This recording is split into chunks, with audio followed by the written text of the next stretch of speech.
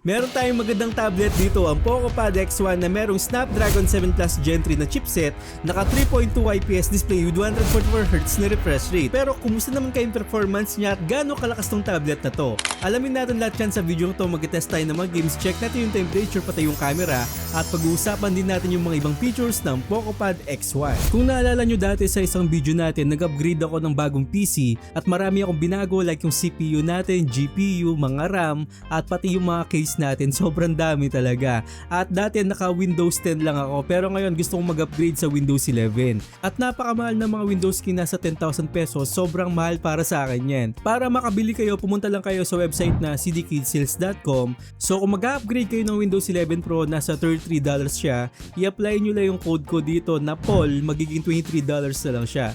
Type mo lang yung email mo at wala tayong mga Gcash o ibang payment dito, Visa lang. Pag-apply ng card mo at naging successful yan, makikita mo agad yung code dun sa email mo. Pag dumating na sa email mo, makikita mo yung activation code at ilagay mo lang sa Windows 11 Pro mo at i-activate mo lang yan. Ako, naka-activate na at gumaya naman yung code na binigay nila. So ganun lang kadali. Hindi lang Windows kaya ang in-offer nila, meron din silang Steam games, mga PC games, at meron ding mga office tools. Mas makakamura ka dito kaya sa bumili pa tayo ng almost 10,000 pesos sa Windows Key lang. At pwede naman tayo sa $23 lang na mabibili natin dito sa cdkeysales.com. Okay, nung dumating sa akin to, wala akong kaalam-alam kung anong masasahan ko dito sa tablet na to o kung anong specs niya talaga. At to be honest, nagulat talaga ako sa binigay ng tablet na to, lalong-lalo na sa entertainment tsaka sa gaming. Pero dito muna tayo sa presyo ng PocoPad X1. Nasa 21,000 to ngayon at makakuha tayo ng 8GB of RAM, 512 na storage na agad. Baka nagtataka kayo, parang hindi sulit tong tablet ng Poco. Actually, akala ko hindi sulit talaga. Pero papaliwanag ko dito sa video to kung ano talagang makukuha natin sa presyong yan. At meron naman talagang mas sulit dito, yung PocoPad M1 na i-review rin natin dito sa channel natin. Pero inuna ko to kasi iba talaga yung binigay na value sa akin ng tablet na to. So sa build and design, ang ganda ng camera module, napaka-stylish talaga. At naka-aluminum frame to, pati yung back panel niya. Then meron tayong 4 na speaker dito na naka-Dolby Atmos. At trust me, kapag nabili mo to, magugulat ka talaga kung anong ibibigay ng speaker niya. So iti-test natin yan maya-maya. Then may pin tayo dito para if ever na makabili kayo ng floating keyboard, ito yung connection pin niya. Yung floating keyboard nito, magnetic shot quality talaga. Hindi siya katulad ng ibang keyboard na nabibento o sobrang pangit ng quality. At dito, hindi mo kailangan na i-charge yung keyboard mo dahil kukuha na siya ng power dun sa PocoPad X1 natin. Mabibili natin to separately na nasa 6,000 pesos, pero kapag nag-sale, alam ko nagiging free tong keyboard na to. At meron din siyang kasamang PocoPen. So yung PocoPen na to, alam ko nasa 2,000 lang din. So kung gagamitin nyo tong pang trabaho, asahan nyo na maganda yung value na makukuha nyo. Paggawa ng mga Google Sheet, pang drawing, at kung pang pastime naman, pwede rin to sa gaming. So maganda yung display dito, naka 3.2 IPS display at akala ko AMOLED nung nahawakan ko kasi vibrant yung mga colors at maganda talaga sa paningin ko. Nagulat lang ako na IPS pala to. So trust me, kung tinitigan mo siya sa personal, hindi mo siya pagkakamalan na IPS, AMOLED talaga yung iisipin mo. So meron tayong 11.2 inches dito, para sa akin sakto lang siya, pero malaki naman yung refresh rate niya na 144Hz na refresh rate. Naka USF 0.40 to at naka USB 3.2 Gen 1. So mabilis na siya mag-transfer ng mga files. Pero ang pinaka-nagsuhan ko talaga dito, naka wideband L1 na siya pagdating sa Netflix at sobrang ganda ng sounds. May punch ng bass, maganda yung treble at tamang-tama yung mid. So ito yung sample ng speaker natin ng PocoPad X1.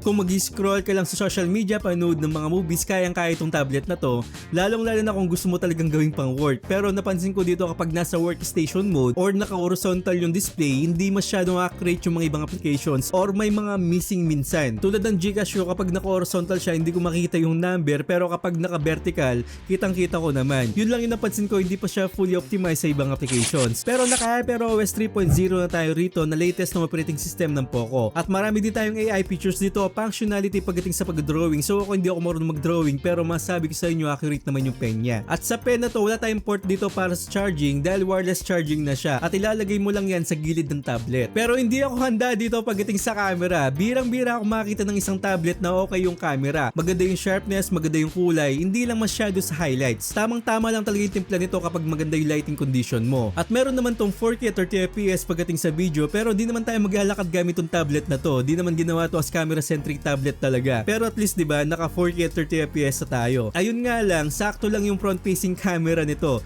Pero sa nakikita ko, ikukumpara ko sa ibang tablet, panalo yung image na nakuha mo dito o yung mga shot mo. So hindi siya ganun ka-sharp talaga, soft image lang yung makukuha mo dito na typical na algorithm ng Poco. At same sa video na soft image din, meron tayong 1080p at 30fps, pero malinaw siya kung ikukumpara ko nga sa ibang tablet. So panalo pa rin yung camera nito na pwede tayo sa mga Zoom meetings, video call sa Messenger o kahit ano pa yung mga video calling applications. At masasabi ko sa inyo, malinaw yung front facing camera niya. So 1080p at 30fps, para sa akin okay yung quality.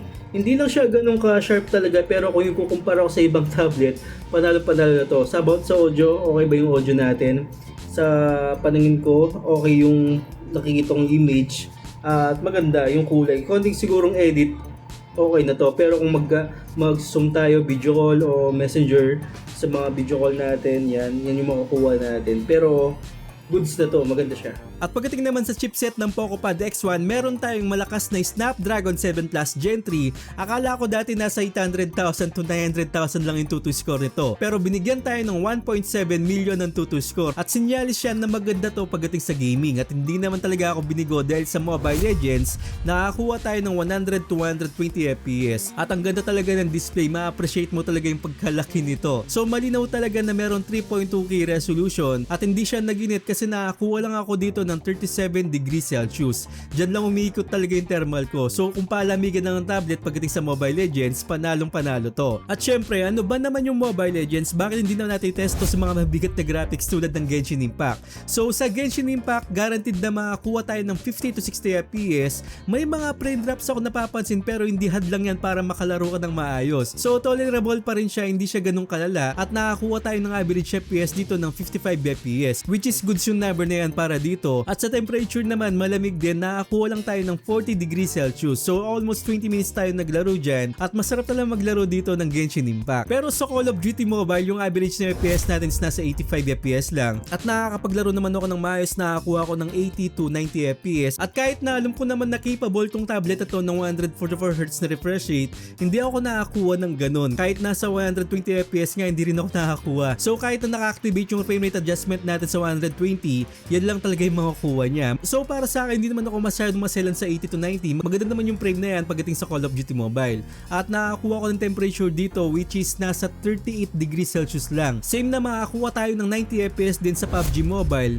at same temperature din na 38 degrees Celsius. At alam naman natin sa PUBG Mobile tsaka Call of Duty Mobile, hindi naman mabigat talaga yan. Kayang-kaya talaga. At natuwa talaga ako sa speaker niya, sobrang immersive. Talagang rinig mo yung mga footstep ng kalaban left and right. So sana matest nyo to para malaman nyo kung anong sinasabi ko. So ayun, kung naghahanap ko ng tablet na all around talaga at mura sa value, eto na siguro yung para sa'yo. Maganda yung build quality, malakas yung speaker, pwedeng pang work, pang drawing, at lalong na pagdating sa gaming. Pero ang cons ko naman dito, wala tayong SIM card tray o hindi siya pwedeng lagyan ng SIM card.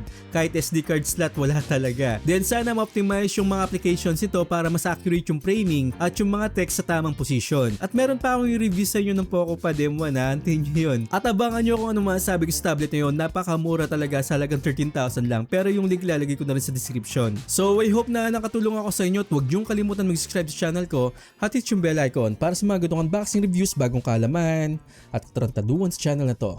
So once again, ako po si Paul.